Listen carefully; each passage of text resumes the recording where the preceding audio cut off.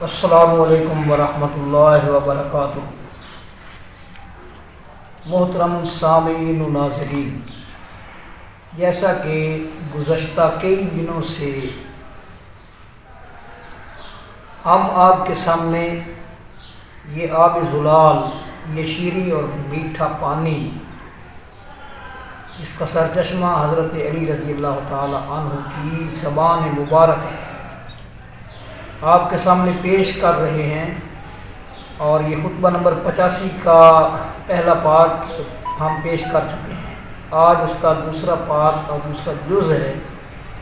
اس جز میں کچھ باتیں ایسی بھی آئیں گی جو باتیں عموماً ہماری طبع نازک پہ گراں گزرتی ہیں، اور جن باتوں کو ہم محاذ آرائی کے ماحول میں خیر بات کہہ چکے ہیں، حالانکہ وہ باتیں 100% درست ہیں۔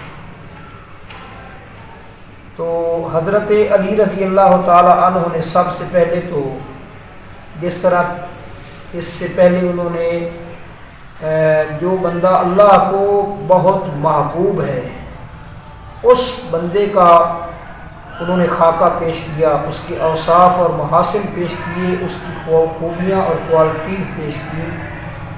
تو اس حصے کے اندر اس کے بالکل مد مخالف اور اپوزٹ کردار اور سیرت رکھنے والا جو آدمی ہے، یعنی جو اللہ کے ہاں مبغوض ہے، اس پر اللہ ناراض ہے، ایسے آدمی کا وہ خاکہ پیش کر رہے ہیں، اور اس کی جو حرکات و سکنات ہیں وہ پیش کرنے والے ہیں۔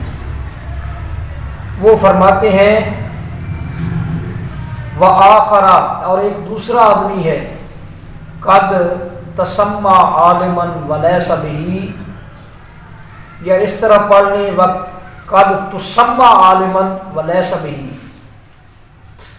وہ اس کا نام عالم رکھا جاتا ہے حالانکہ وہ عالم نہیں ہوتا۔ اور یہ جو ہماری مذہبی فیلڈ ہے نا، اس دور کے اندر تبلیغی فیلڈ کے اندر جو لوگ گھس آئے ہیں اور اسٹیجوں پر چھا گئے ہیں، ان میں سے اکثریت لوگوں کی، ان وعاظ کی، ان واعظین کی بالکل اسی طرح کی ہے جس طرح کا نقشہ حضرت علی رضی اللہ تعالی عنہ پیش کر رہے ہیں۔ اور جن وعاظ کے متعلق علامہ اقبال رحمۃ اللہ علیہ نے یہ اپنا یادگار شعر کہا تھا، میراث میں آئی ہے انہیں مسند ارشاد، زاغوں کے تصرف میں عقابوں کا نشے من۔ کچھ سمجھے ہیں آپ اقبال کیا کہہ رہے ہیں؟ جو کوے ہیں نا، کوے، وہ عقابوں کے نشیمن پر انہوں نے قبضہ کر لیا ہے۔ بالکل یہی سچویشن اور یہی صورتحال اس وقت اس دور میں پیش آ رہی ہے۔ انتہا درجے کے جو جہال ہیں، غزل گو، گانے گیت کی طرز پر نظمیں پڑھنے والے، اور جن کے پاس جو وہ بیان کرتے ہیں ان کا جو خرمن ہے وہ اکثر و بیشتر وہ ضعیف روایات پر ہوتا ہے، انہیں کسی چیز کا حقیقت کا علم ہے ہی نہیں ہے، وہ اسٹیجوں پر چھائے ہوئے ہیں۔ تو یہ بڑی فکر انگیز بات ہے، بہت بڑا لمحہ فکریہ ہے یہ۔ حضرت علی رضی اللہ تعالی عنہ نے اس خطبے کے اس حصے کے اندر، اس پارٹ کے اندر انہوں نے ایسے لوگ جو ہیں ان کا خاکہ اور نقشہ پیش کیا ہے۔ فرماتے ہیں نام ان کا عالم رکھ دیا جاتا ہے لیکن وہ عالم ہوتے نہیں ہیں۔ فَاقْتَبَسَ جَهَائِلَ مِنْ جُهَالٍ، وہ کرتے کیا ہے؟ جاہلوں سے جہالتیں سمیٹتے ہیں۔ خود اگر ایک آدمی کے اندر، کسی آدمی کے اندر وہ خود کیپیسٹی ہے نہیں، وہ صلاحیت اور خوبی ہے نہیں، تو وہ کیا گول کھلائے گا؟ نہ وہ علماء کی مجلس میں بیٹھتا ہے، نہ ان کی ہم نشینی اختیار کرتا ہے، تو پھر وہ جہالتیں سمیٹے گا اور جہالتیں ہی بھورے گا۔ جلسوں میں، کانفرنسوں میں، خطبوں میں، لوگوں کی عام محفلوں میں، نجی محفلوں میں یہی گل کھلائے گا۔ وہ کہتے ہیں کہ وہ جاہلوں سے جہالتیں سمیٹتا ہے، وہ عذابی و من ضلال، اور گمراہوں سے گمراہیاں سمیٹتا ہے۔ وَنَصَبَ لِلنَّاسِ شَرَكًا مِّنْ حَبَائِلٍ غُرُورٍ وَقَوْلٍ زُورٍ، اور فرماتے ہیں کہ لوگوں کے لیے وہ مکر و فریب کی رسیوں اور جھوٹی باتوں کے جال پھینکتا ہے لوگوں پر۔ ایسا جاہل آدمی جو اپنے آپ کو جو ہے نا وہ ظاہر کرتے ہیں کہ ہم عالم ہیں، اور علم کا معیار اب ہمارے دور میں یہ رہ گیا ہے کہ جو مرسڈیز گاڑی پر سوار ہے، جس نے وہ کوکوں والی ٹوپی پہنی ہوئی ہے، اور جس نے وہ رقاصاؤں کنجریوں والا میک اپ کیا ہوا ہے، وہ ہمارے نزدیک وہ ہیں اس دور میں وہ اسلام کے وارث ہیں، جن کو میرے نظریے کے مطابق جو کچھ وہ بیان کرتے ہیں اس کی روشنی میں ایسے آدمیوں کو، ایسے جاہلوں کو بجائے ان سے تقریر کرانے کے انہیں اسٹیج کے اوپر کار پر پکڑوا کر ان کی تفتیش کرنی چاہیے۔ اتنی فضا مقدر ہو چکی ہے، اتنی کہ اس دور کے اندر ابن تیمیہ رحمہ اللہ کے لیول کا جو عالم ہے اس کو لال رومال پہنا کر سیر پر بیٹھایا ہوتا ہے، اور جاہل جو ہوتے ہیں وہ تقریر کر لیتے ہیں۔ اللہ تعالیٰ معاف کرے۔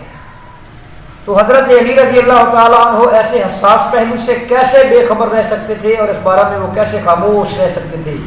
کہتے ہیں قد حمل الکتاب علی آرائہ، وہ کتاب جو ہے اللہ کی کتاب یعنی قرآن مجید، قرآن مجید کو اپنی رائے پر محمول کرتا ہے، یعنی قرآن مجید کو اپنی رائے کے تابع بنا دیتا ہے۔ پہلے ایک تصور ذہن میں سوچتا ہے اور وہ قرآن کے اوپر تھوپ دیتا ہے۔ اللہ اکبر۔ وعطف الحق علی اہوائہ، اور حق کو اپنی خواہشات کے مطابق موڑتا ہے۔ یہی کچھ ہو رہا ہے ہمارے اسٹیجوں پر، اہل سنت کا اسٹیج ہو، اہل حدیث کا اسٹیج ہو، جس کا بھی اسٹیج ہو، اکثر جو بیان کرنے والے ہیں وہ اسی قبیل کی آدمی ہیں۔ اللہ اکبر۔ اور پھر وہ آگے کیا گول کھلاتا ہے؟ یؤمن الناس من العزائم، بڑے گناہوں سے لوگوں کو بے خوف کرتا ہے۔ وَيُحَوِّنُ كَبِيرَ الْجَرَائِمِ، اور بڑے جرائم کو حقیر بنا کر پیش کرتا ہے۔ اب آپ نے دیکھا نہیں ہے، میں تو اس چیز کو محسوس کر کے بڑے ہی بے چین ہوں اس بات پر کہ لوگ 95% دین جو ہے وہ لوگ چھوڑ چکے ہیں۔ 95% لوگ نماز نہیں پڑھتے، اتنے ہی فیصد لوگ روزہ نہیں رکھتے، اتنے ہی فیصد لوگ جن پر زکوٰۃ واجب ہے وہ زکوٰۃ نہیں دیتے، کسی کو کوئی حقوق اللہ کا خیال نہیں ہے، حقوق العباد کا خیال نہیں ہے، حلال و حرام کا خیال نہیں ہے۔ اور ہمارے یہ واعظین جو ہیں یہ اسٹیجوں کے اوپر جنتوں کے ٹکٹ تقسیم کرتے ہیں اور انہیں فکر نہیں دلاتے اللہ کے نبی صلی اللہ تعالی علیہ وسلم کے منصب اور آپ کے فریضے کے جو 2 پارٹس ہیں، انا ارسلناک شاہدا ومبشرا ونذیرا وداعیا الی اللہ باذنہ وسراجا منیرا، نذیر و بشیر ہیں آپ۔ جو لوگ اچھے عمل کرتے ہیں، اپنے آپ کو شریعت کے تابع کرتے ہیں، ان کو آپ خوشخبری دینے والے ہیں، اور جو نہیں کرتے ان کو ڈرانے والے ہیں۔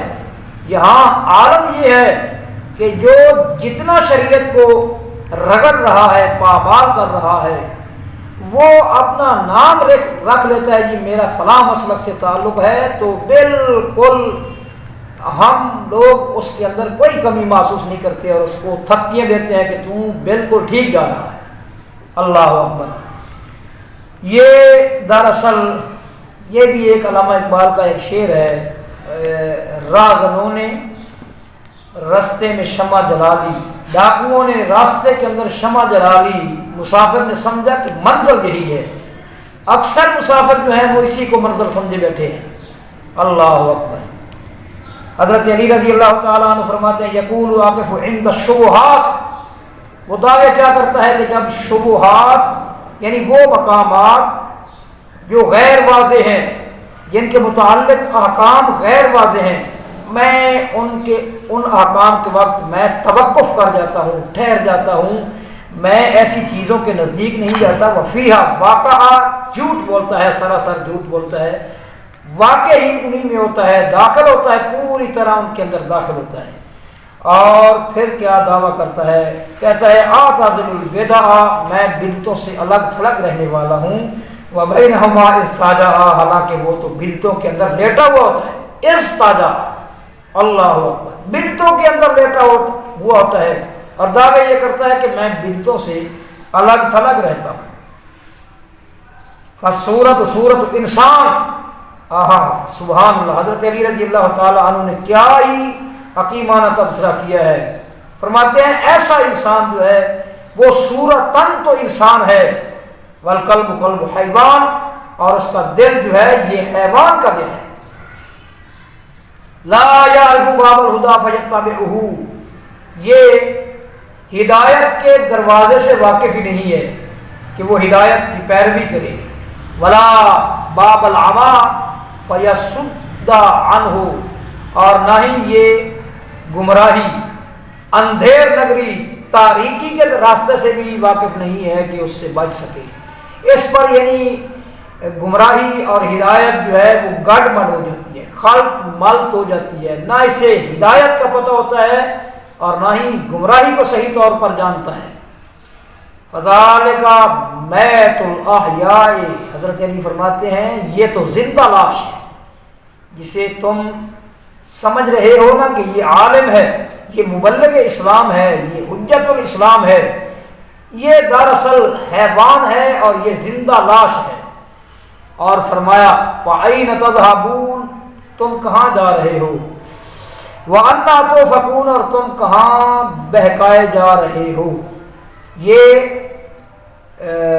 پیچھے ہم حضرت علی رضی اللہ تعالیٰ عنہ کے خطبات پیش کر چکے ہیں، جن خطبات کے اندر انہوں نے اپنی جماعت کے اندر شامل ہو جانے والے غلط لوگ جو تھے، غلط لوگ جنہوں نے پھر ایسا رول پلے کیا، رول ادا کیا کہ امت کو آپس میں ٹکرا دیا، حضرت عثمان رضی اللہ تعالیٰ عنہ کو شہید کرنے والے، اور ان کے جو تھے نا حامی قبائل، تو ان کے متعلق حضرت علی رضی اللہ تعالیٰ عنہ نے ان کی جو درگت بنائی اور ان کی جو تواضع کی، اور پنجابی میں کہتے ہیں انہوں دی جڑی انہوں نے کھمب ٹھپی ہے انہوں خطبے کے اندر، یہ الفاظ بھی انہی لوگوں سے متعلقہ ہیں۔ انا تؤفکون، تم کہاں بہکائے جا رہے ہو، میری ان باتوں پہ غور کیوں نہیں کرتے ہو۔ اللہ اکبر، بل اعلام قائمۃ، نشانات قائم ہو چکے ہیں، شریعت کے نشانات قائم ہو چکے ہیں، والآیات واضحۃ، اور آیات واضح ہیں، والمنار منصوبۃ، اور رشد و ہدایت کے جو منار ہیں وہ تو گاڑ دیے گئے ہیں۔ اللہ کے نبی صلی اللہ تعالی علیہ وسلم نے ان مناروں کی بنیاد رکھی، اور پھر جب تک اللہ تبارک و تعالیٰ نے ان کو مہلت دی، زندگی کی، انہوں نے اپنی زندگی میں ان مناروں کو بلند کیا، بعد میں آنے والوں نے مزید بلند کیا، اور وہ منار جو ہیں رشد و ہدایت کے وہ گاڑے جا چکے ہیں۔ فَأَيْنَ يُطَاحُ بِكُمْ، تو تمہیں کہاں بہکایا جا رہا ہے، بَلْ كَيْفَ تَعْمَحُونَ، بلکہ تم کیسے سرگشتہ ہو، حیران پھر رہے ہو۔ اتنے ہدایت کے جو اسباب ہیں اور ہدایت کے سلسلے میں جو اس قدر کاوشیں ہو چکی ہیں، تاریخ ساز کاوشیں، ان تمام تر کاوشوں کے باوجود، قرآن کے نزول کے باوجود اور رسول صلی اللہ تعالی علیہ وسلم کی طرف سے انشراح صدر کے باوجود، یہ تم کس طرح کا فیصلہ کیے بیٹھے ہو اور کیا رویہ تم نے اختیار کر رکھا ہے لوگوں۔ وَبَيْنَكُمْ عِتْرَةُ نَبِيِّكُمْ، تمہارے درمیان نبی کریم صلی اللہ تعالی علیہ وسلم کی عطرت ہے۔ وَهُمْ أَئِمَّةُ الْحَقِّ، وہ عطرت جو ہے وہ حق کی باغیں ہیں، وَأَعْلَامُ الدِّینِ اور دین کے نشانات ہیں، دین کے پرچم ہیں، وَأَلْسِنَةُ الصِّدْقِ اور صدق کی وہ سچی زبانیں رکھنے والے ہیں، صدق کی زبانیں ہیں، وَأَنزَلُوهُمْ بِأَحْسَنِ مَنَازِلِ الْقُرْآنِ تم انہیں قرآن کی جو عمدہ منازل ہیں ان کی جگہ اتارا کرو، واردوہم اور ان کے پاس وارد ہوا کرو، ورود الہیب العطاش جس طرح کے پیاسا اونٹ گھاٹ کے اوپر وارد ہوتا ہے۔ یہ حدیث ہے رسول اکرم صلی اللہ تعالی علیہ وسلم کی، حدیث ثقلین۔ یہ حدیث مسلم شریف کے اندر موجود ہے۔ ہماری جو کتاب ہے نا اہل سنت کی مین سٹریم کی کتاب مسلم شریف، اس کے اندر موجود ہے، لیکن ہم نے جو رویہ اس دور میں سلف کے اندر تو یہ رویہ نہیں تھا، اس دور کے اندر جو رویہ ہم نے اختیار کیا ہوا ہے، ایک محاذ آرائی کی آڑ میں، اس کے تناظر میں کہ اہل بیت کے جو مناقب ہیں وہ فضائل ہیں، اول تو وہ بیان نہیں کرنے، اور اگر کوئی بیان کرے تو چپکے سے بڑے آرام کے ساتھ اس پر نیم شیعت کا ٹھپا لگا دینا ہے۔ کوئی اللہ کے بندو کچھ خدا کا خوف کرو، کچھ فکری غیرت سے کام لو۔ نبی کریم صلی اللہ تعالی علیہ وسلم نے، یہ سارے ایسے لوگ نہیں کرتے، بعض ایسے بدبخت ہیں، نبی کریم صلی اللہ تعالی علیہ وسلم کا جو فرمان ہے، آپ کا جو ارشاد ہے، اس کو آپ لوگ مرغ دستموز کیوں بنانا چاہتے ہیں؟ جس طرح ایک پرندے کو ہاتھ پر سکھایا جاتا ہے اور پھر جس طرح آپ نے کہنا ہے اس طرح اس نے کرنا ہے، اللہ کے نبی صلی اللہ تعالیٰ علیہ وسلم کے فرمان کے سامنے سر تسلیم خم کرنا ہے۔ اور یہ اللہ کے نبی صلی اللہ تعالیٰ علیہ وسلم کی صحیح حدیث ہے، انی تارک فیکم امرین، اور ایک حدیث میں آیا ہے ثقلین، دو گراں قدر چیزیں میں تمہارے اندر چھوڑ چلا ہوں۔ وہ جو کتاب اللہ و سنت رسول ہے، وہ حدیث بھی صحیح ہے اور یہ حدیث بھی بالکل صحیح ہے۔ آپ نے فرمایا ان اخذتم بہما لن تضلوا، کتاب اللہ، کتاب اللہ، بلکہ کتاب اللہ، اگر تم ان کو پکڑے رکھو گے تو کبھی گمراہ نہیں ہوگے۔ وہ اللہ کی کتاب ہے عز و جل، و اہل بیتی اطرتی، اور میں اپنے اہل بیت، اپنی اطرت کو تمہارے اندر چھوڑ چلا۔ انا ایھا الناس اسمعوا وقد بلغت انکم ستردون علی الحوض فاسألکم اما فعلتم فی الثقلین والثقلان، کتاب اللہ عز و جل ذکرہ و اہل بیتی فلا تسبقوہم فتہلکوا ولا تعلموہم فانہم اعلم منکم۔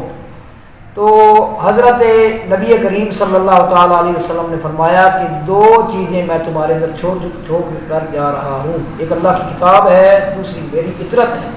اللہ کی کتاب تو اس اعتبار سے چھوڑ کر جا رہا ہوں کہ تم نے اس پر عمل پیرا ہونا ہے، اور اطرت جو ہے اس کے ساتھ محبت کا، جس طرح کی شریعت چاہتی ہے اس طرح محبت کا اظہار کرنا ہے ان کے ساتھ۔ اور لازمی بات ہے کہ اس اطرت میں سے جو لوگ ان کا زمانہ پائیں گے تو وہ ان کے ساتھ وابستہ رہیں، ان سے رہنمائی لیں دین کے کاموں میں، دین کے معاملات میں وہ ان کی بات پر توجہ دیں، ان سے رہنمائی لیں۔ تو یہ اللہ کے نبی صلی اللہ تعالیٰ علیہ وسلم کی یہ حدیث ہے جس کے بارے میں حضرت علی رضی اللہ تعالیٰ عنہ نے یہاں اشارہ کیا ہے، اور یہ حدیث ہم فراموش کر چکے ہیں اس رسہ کشی کے ماحول میں، اس تناظر میں۔ انا للہ و انا الیہ راجعون۔ اللہ اکبر۔ ایھا الناس خذوها عن خاتم النبیین، اے لوگو اس شریعت کو نبی کریم صلی اللہ تعالیٰ علیہ وسلم، خاتم النبیین یعنی اللہ کے نبی صلی اللہ علیہ وسلم سے لو، انہ یموت من مات منا ولیس بمیت ویبلی من بلی منا ولیس ببال، بے شک ہم میں سے جو مر جاتا ہے، جو فوت ہو جاتا ہے، جو رحلت کر جاتا ہے، وہ حقیقت میں وہ میت نہیں ہوتا۔ مراد یہ ہے کہ اہل اسلام میں سے جو بندہ فوت ہوتا ہے اور ہدایت کے جو روشن چراغ ہیں، ان چراغوں کو وہ اپنے لیے مشعل راہ بنا کر پوری طرح ہدایت کے اوپر چل کر جو فوت ہوتا ہے وہ میت نہیں ہے۔ اس کے لیے آگے جو ہے نا وہ عالم برزخ میں بڑے انعامات اس کے منتظر ہوتے ہیں۔ وہ اس اعتبار سے میت نہیں ہے کہ عالم برزخ کے اندر اس کے لیے اللہ تعالیٰ کی بڑی نعمتیں جو ہیں اس کی منتظر ہوتی ہیں۔ میت تو حقیقت میں وہ ہے کہ جس نے فوت ہونے کے ساتھ ہی اللہ کے عذاب کا شکار ہو جانا ہے، اس کے شکنجے میں آ جانا ہے، اور نہیں گسیدہ ہوتا ہم میں سے جو کہ گسیدہ ہو جائے والا ایسا۔ فلا تقولوا بما لا تعرفون، جو تم نہیں جانتے وہ بات کہا نہ کرو۔ فإن أكثر الحق فيما تنكرون، اکثر طور پر حق اس بات میں ہوتا ہے جس سے تم ناآشنا ہوتے ہو۔ اگر شریعت کے کسی مسئلہ کے بارے میں تمہیں پتہ نہیں ہے تو خواہ بخواہ میں کھڑپینٹ بننے کی ضرورت نہیں ہے، اپنی زبانوں کو روک کے رکھو۔ یہ کیسی نصیحتیں ہیں؟ اللہ اکبر۔ وَآذِرُوا مَن لَا حُجَّةَ لَكُمْ عَلَيْهِ، اور اس شخص کو معذور سمجھو کہ جس شخص کے اوپر، جس شخص کے ذمے جو ہے نا وہ تمہارے پاس دلیل نہیں ہے۔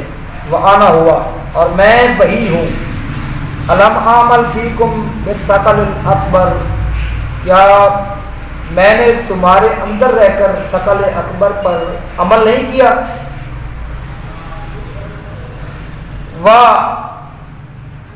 اترک فیکم الثقل الاصغر، اور تمہارے اندر میں نے ثقل اصغر یعنی چھوٹی امانت یعنی عطرت چھوڑی نہیں ہے۔ ورکزت فیکم رایۃ ایمان، اور میں نے تمہارے اندر ایمان کے جھنڈے گاڑے ہیں۔ ووقفتکم علی حدود الحلال والحرام، اور میں نے تمہیں حلال و حرام کی حدود پر ٹھہرایا ہے۔ وَأَلْبَسْتُكُمُ الْعَافِيَةَ مِنْ عَدْلِي، اور اپنے انصاف کی وجہ سے میں نے تمہیں جو ہے نا وہ عافیت پہنائی ہے۔ وَفَرَشْتُكُمُ الْمَعْرُوفَ مِنْ قَوْلِي وَفِعْلِي، اور میں نے اپنے فعل اور عمل کے ذریعے تمہارے لیے معروف نیکی کے بستر بچھائے۔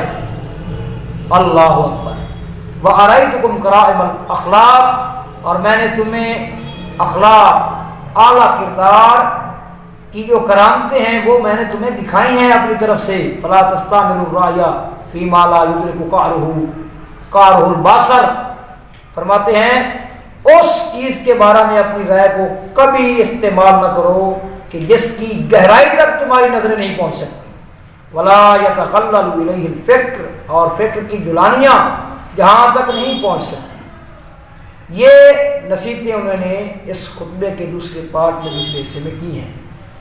تو یہ جو نصیحتیں انہوں نے کی ہیں ان کے اوپر اگر کوئی غور کر لے، انہیں پلے باندھ لے، اور یہ چیز جو عام طور پر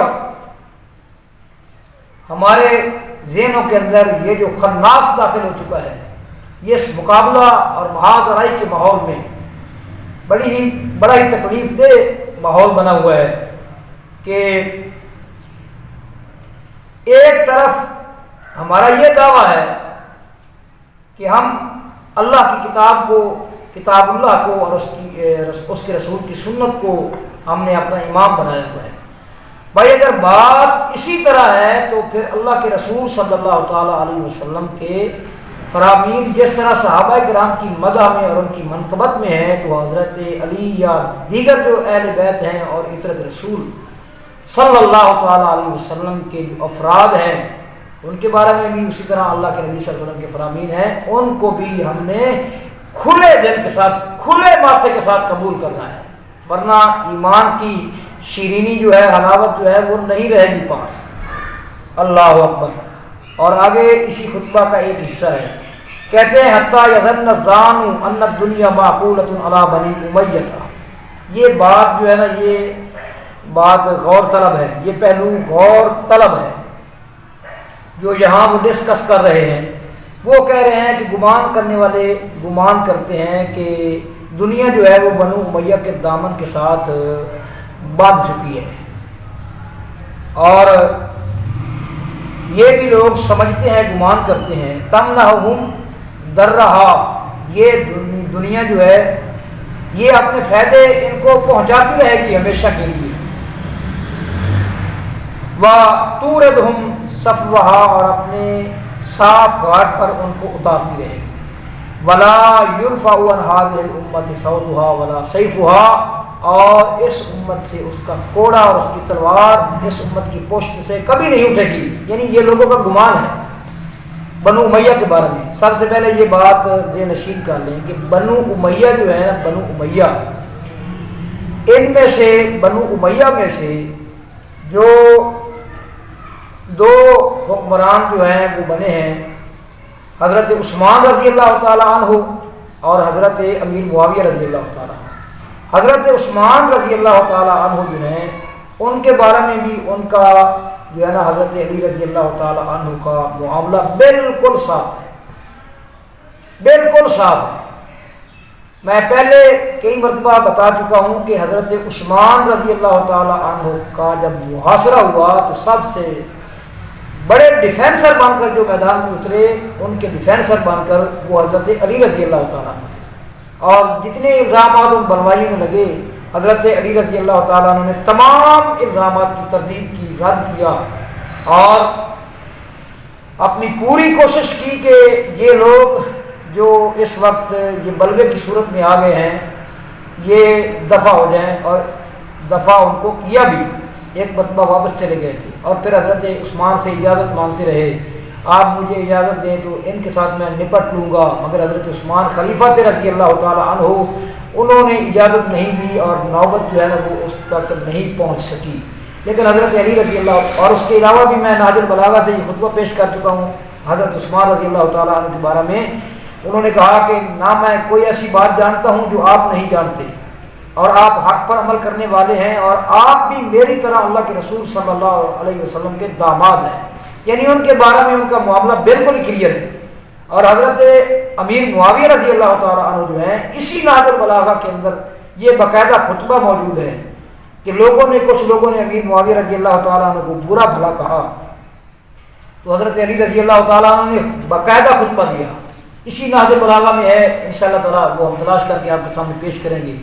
فرمایا نہ تو میرا ایمان ان سے زیادہ ہے، نہ ان کا ایمان مجھ سے کم ہے، جو بندہ ان کو برا بھلا کہے گا فلیس منی، میرے ساتھ ان کا کوئی تعلق نہیں ہے۔ تو معلوم ہوا کہ بنو امیہ کا جو انہوں نے یہاں لفظ استعمال کیا ہے یہ ان دو شخصیات کے بارے میں نہیں ہے، بلکہ اسی نہج البلاغہ کے اندر یہ خطبات بھی موجود ہیں کہ انہوں نے حجاج بن یوسف کے بارے میں پیشین گوئی کی حضرت علی نے کہ ایک آدمی اٹھے گا، اور وہ بھی اس بنا پر کی کہ اللہ کے نبی صلی اللہ تعالیٰ علیہ وسلم بھی یہ پیشین گوئیاں کر چکے تھے، اور عبد الملک بن مروان کے بارے میں بھی ان کی جو ہے نا یہ اسی نہج البلاغہ کے اندر پیشین گوئیاں موجود ہیں عبد الملک بن مروان کے بارے میں۔ اور اس خاندان میں جو مزید جو آنے والے تھے، مزید ظالم اور جابر حکمران، ان کے بارے میں بھی وہ پیشین گوئیاں کر چکے ہیں۔ سمجھ آئی ہے؟ اللہ کے رسول صلی اللہ تعالیٰ علیہ وسلم کے ہم نشین تھے، اور کئی چیزیں لازمی بات ہے کہ انہوں نے اس بارے میں سنی تھی، تو معلوم ہوا کہ ان کی جو ہے نا مراد بنو امیہ سے وہ لوگ ہیں جو کہ اس خاندان میں سے تھے لیکن غلط تھے۔ عبد الملک بن مروان جو ہے وہ پتہ نہیں ہم لوگوں کو کیا ہوا ہے، بڑے بڑے علماء جو ہیں وہ اس معاملے میں متزلزل اور پھسلے پڑے ہیں۔ اللہ اکبر! عبد الملک بن مروان نے کیا کیا ہے؟ حجاج بن یوسف خود حکمران نہیں تھا، عبد الملک بن مروان کا گورنر تھا، جس نے 1,20,000 آدمی اپنے ہاتھ سے قتل کیے۔ حجاج بن یوسف نے عبد الملک بن مروان کے اس گورنر نے اور عبداللہ بن زبیر رضی اللہ تعالی عنہ کو قتل کیا، بیت اللہ کے دروازے کے ساتھ 40 دن تک ان کی لاش لٹکتی رہی۔ یہ عبد الملک بن مروان کا مقرر کیا ہوا حجاج بن یوسف گورنر تھا۔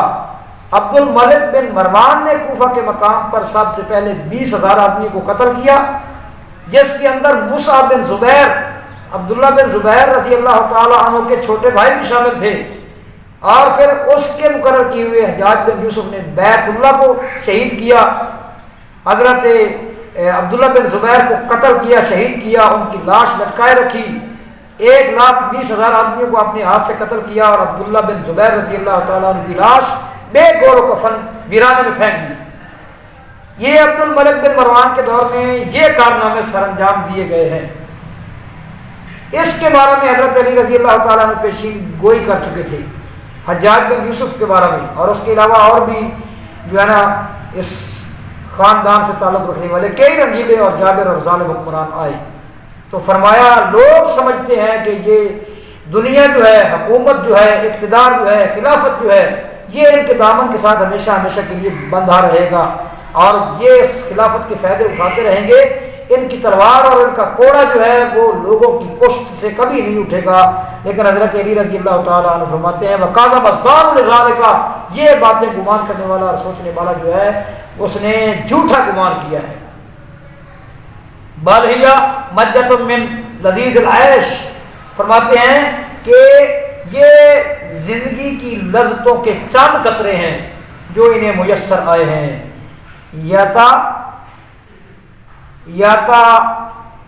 یتطعمونھا، جس کو یہ ان قطروں کو یہ کشید کریں گے، ان کو استعمال کریں گے مرہتاً کچھ دیر، ثم ینفذونھا جملتاً، پھر اس کو ایک دم ہی اگل دیں گے۔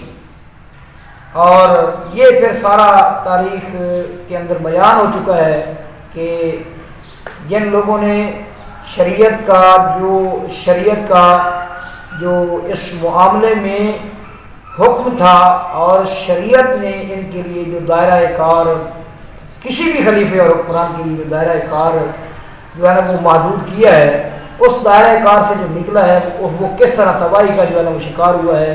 پھر 132 ہجری کے اندر جو ہے نا ان کا تختہ جب الٹا گیا تو پھر یہ خود بھی جو ہے نا وہ اسی طرح کیا نام ہے ظلم کا نشانہ بنے اور عبرت کا نشان بنا دیے گئے۔ اللہ سے دعا ہے کہ اللہ تبارک و تعالی ہمیں حقیقت پسندی اختیار کرنے کی اور پھر اس پر عمل کرنے کی توفیق دے۔